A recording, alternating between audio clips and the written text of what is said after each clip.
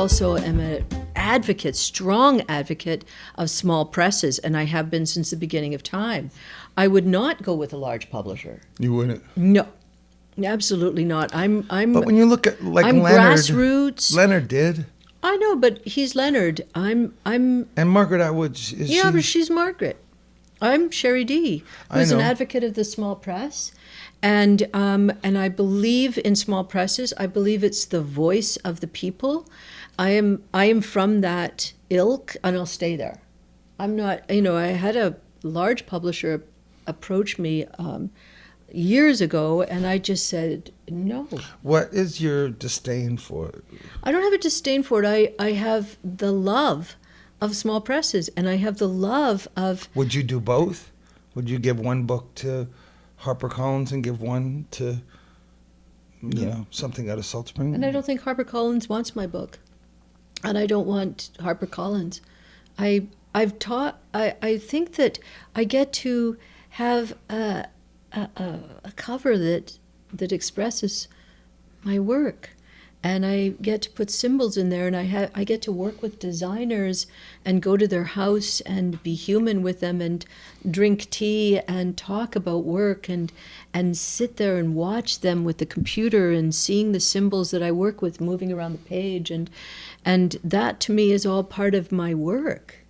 And then if I want to take my book somewhere, I go there and I sell it to people, and there's not a whole bunch of middle people, and there's the middle people who all need to be fed, and it's actually I think for a writer like myself, it's much more it's easier, it's much more human, and you end up making more money if you do it yourself.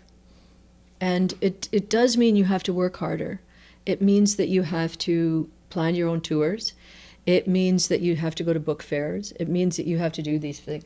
But I like all that stuff. I guess I like that. And what is it? I like that. We live and we die. I keep on saying that. 100%. But who I also cares the middle that. I also know there is a, Johnny Cash and Bob Dylan were on Columbia Records, right? And Aretha but that was then. And Aretha and Ray were on what Atlantic. About now? Well, he's still on Columbia, and so is Bruce Springsteen. I'm just saying, I think you can do both. Like when Jack maneuvered his deal, he started his own company, but so he controls everything, but it's distributed by Columbia. I can see you doing both. I just, I just know because Do you want to? Because I've done 4 books with small presses, right? And I've also seen the flip side, the books that are in a closet, and I also know that that I can the constant touring. I start to feel like a shoe salesman instead of I want to see the books that I love with the. But what are the books that Hillary sell? Clinton biography when I'm at the airport. Okay. And I watch Homegirl there, the Sunflower. Oh yeah. And I was at the Powell's in Portland, and I was in the poetry section, and I was there. What's his Basketball Diaries cat? All my friends are dead. Jim Carroll. So I got his book, and I was looking, and then I saw this. The Flowers, and I looked through it, and those are some nice poems. And then I'm checking out, and it was the #1 book at the bookstore, and I was oh, I just saw the title, But then I Googled it. I got home, and it's no, and I was just that Hank Williams and Chuck Berry were on the jukebox meant that this country kid in Portland, Ontario, was able to access it. Right. And then it's the same with her poetry.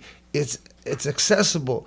And it took me much longer to discover the Jim Carrolls and the Sonny Boy Williamsons and stuff, because it was a little, and that's rock and roll.